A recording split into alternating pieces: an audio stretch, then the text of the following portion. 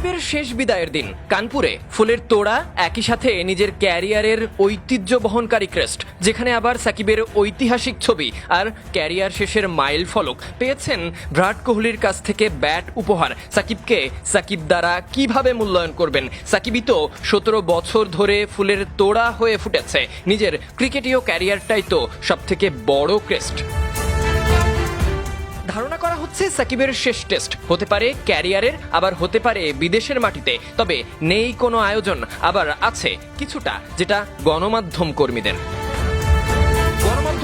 কাছ থেকে যেমন ফুলের তোড়া পেয়েছেন, ক্রেস্ট পেয়েছেন, তেমনি বিরাট কোহলির কাছ থেকে পেয়েছেন ব্যাট। সত্যিকার অর্থে সাকিবের ভক্ত নেই এমন কোনো জায়গা নেই। ব্যক্তিগত কর্মকাণ্ডের কারণে সাকিবকে অনেকেই অপছন্দ করলেও ক্রিকেটার সাকিবের নিবেদন নিয়ে কারোরই প্রশ্ন থাকবে না।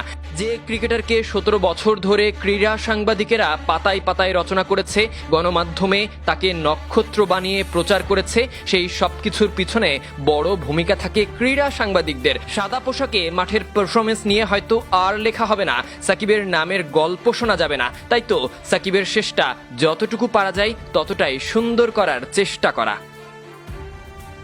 সাকিব আল হাসান ক্রিকেটার হিসেবে যতটা নন্দিত, বাইরে অনাকাঙ্ক্ষিত ঘটনার জেরে ততটাই নিন্দিত। লোকে বলে সাকিব নাকি একজন, তার মতো সমালোচনার ঢেউ কেউ পারফরমেন্স দিয়ে উড়িয়ে দেয় না। এদেশে কত ক্রিকেটার এসেছে, তবে সাকিব ছিলেন একজন, এখন শেষের পথে, তাই এই উষ্ণ সংবর্ধনা।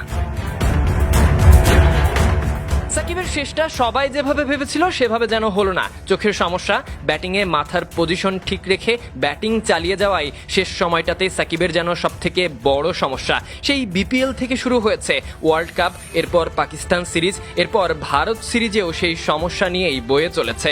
দুই সিরিজে কোনো বড় স্কোরের দেখাও পাননি আল হাসান। চেন্নাইয়ে আঙ্গুলের সমস্যাও ধরা পড়েছে। এই সমস্যার পর অবশ্য কানপুরের দ্বিতীয় টেস্টে 4 উইকেটও পেয়েছে। শেষবারের মতো মূর্তিমান আতঙ্ক হিসেবে নিজেকে প্রমাণ করেছে, কিন্তু ব্যাট হাতে নিজেকে সেভাবে মেলে ধরতে পারেনি। তবুও তিনি দেশের সেরা, বছরের পর বছর জুড়ে তিনি বিশ্ব সেরা। সাকিব বোধহয় এভাবেই হয়ে থাকবেন সেরাদের সেরা। Sadik Ahmed, Sunny, BD sports time.